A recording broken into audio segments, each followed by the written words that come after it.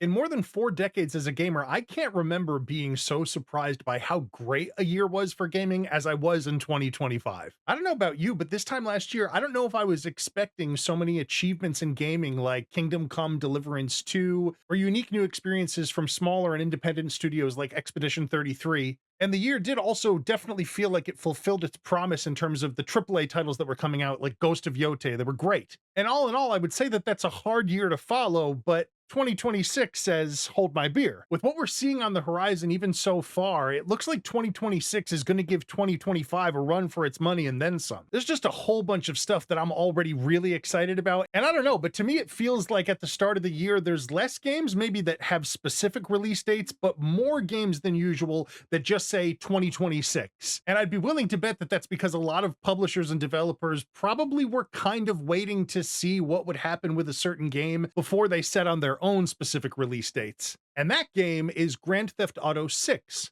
Maybe you've heard of it. After the typical delays that we've come to expect from a tentpole release from Rockstar like this, I think all of us are probably questioning, is it really going to happen this year? Is Grand Theft Auto 6 really coming out? I think the answer is yes. I don't see it getting pushed into 2027, and I feel so confident that it's going to be a bar-setting achievement for the industry. I just feel like Rockstar, for me, is the studio that doesn't miss. And I've been reminded of that in a recent foray back into Red Dead Redemption 2 on a new gaming PC. The level of quality that Rockstar churns out is just unmatched for me. And when I think about my own history with gaming, Grand Theft Auto has a really important role in getting me back into gaming as an adult. I feel like Grand Theft Auto 3 totally redefined what was possible in gaming for me as a young adult. And so of everything that has a release date attached to it so far this year, I cannot wait for this game. This is the game that I'm anticipating more than anything else. I know that's probably a little bit cliche, but it's true. Grand Theft Auto 6 is the thing that I'm most looking forward to. And I am not afraid to say it. And as an adult gamer, nostalgia drives a lot of what I'm interested in games each year. So it stands to reason that 007 First Light is pretty high on my list too.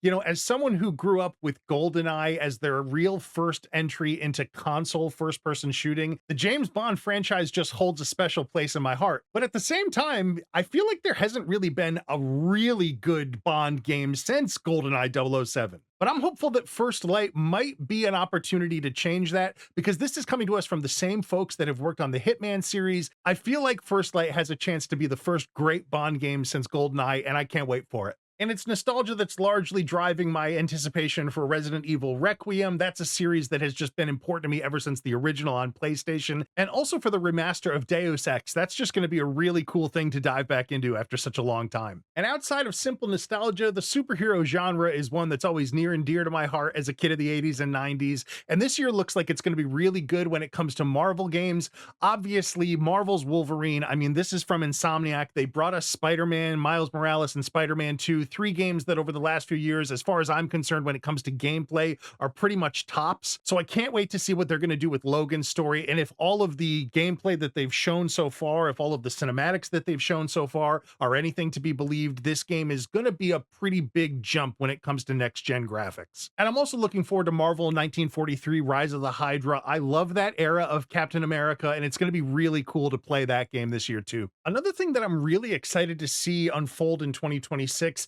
is how the relationship between Microsoft and Xbox Studios and Sony continues to unfold. You know, last year we obviously saw real developments in Microsoft bringing games to Sony's PlayStation platform. I think that's a good thing for gaming generally, but it's going to be really interesting to see how they handle that this year. Obviously, we already know that the remaster of Halo is on the way, and they've confirmed that that's coming to PS5 consoles. But Microsoft has some incredible games in the pipeline this year that I'm really excited about, including new installments in the Fable, Forza Horizon, and Gears of War series, but they haven't yet confirmed for sure that those things are coming to PS5, and I'm wondering whether they're even going to come to PS5 on the same day as they release on Xbox and PC. You know, it just feels like at this point, if Microsoft is going to go multi-platform, they may want to just start releasing all of their games multi-platform right out of the gate to make sure that they're getting the best day one sales numbers that they can. And who knows, maybe they will still offer some sort of timed exclusivity so that Xbox owners are feeling the love. We might be past that in 2026. Another Microsoft release this year that I'm excited about in a funny way is Starfield coming to PS5.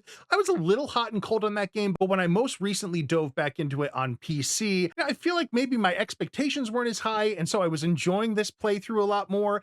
And I wonder if maybe the game coming coming to PlayStation and having a new install base available on Sony's console is going to make the developers return and maybe give us a little more content like I think we all thought we were getting when the game first dropped. And speaking of PC, that's a big thing for me this year. 2025, right at the end of the year, I picked up a new gaming PC, and so I'm really excited about experiences that I can have on that platform. And one that I'm particularly excited about is Tropico 7. I've always loved that series. I'm a big fan of real-time strategy games in general, and that one is so tongue-in-cheek and fun, but it's also always surprisingly deep, and it's going to be really cool to play this installment on PC first, as opposed to playing on console with gamepad controls. PC and mouse just work so much better for a game like that. I recently dropped a video about my first 6 months with Nintendo Switch, and looking ahead, Nintendo has an awesome roadmap for the Switch for this coming year. Right out of the gate, we're getting Final Fantasy VII on the Switch, and that's one that I didn't finish on PS5. And I don't know, I feel like games that end in that sort of half-completed backlog purgatory are often easier to finish on the Switch because, you can take the console with you, play in handheld mode when you're on the go or when you get a break at work. So I'm excited to drop back in and see if I can finish that one on Nintendo's console when it drops this year. But I'm also really excited about Animal Crossing getting a Switch 2 edition. The Switch 2 editions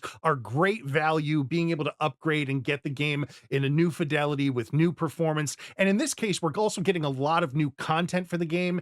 And I don't know about you, but at a time when the headlines are just ridiculous, having some cozy gaming in my life is really helpful, and there's no better cozy gaming than the home improvement simulator that is Animal Crossing. It also brings people together, and I think we can all agree, we could kind of use that right now. And there's all sorts of multi-platform titles that we don't yet have release dates for, but that have already really piqued my interest. Control Resonant, that is something that, man, that first Control game was something that I just didn't see coming. I knew nothing about it when I first dove in, and it had such an incredible design point of view. The gameplay was unlike anything I had really experienced at that point. So it'll be really interesting to see what they do with Control Resonant. Tough game to build on, but if they can deliver on the promise of a sequel to that unique game that was Control, I think it's going to be something really special this year. I'm expecting lots of really unique experiences this year. Tides of Tomorrow and Mouse PI, they both look like really cool off-kilter games, and that often really connects with me. And at some point, it just sort of starts to feel like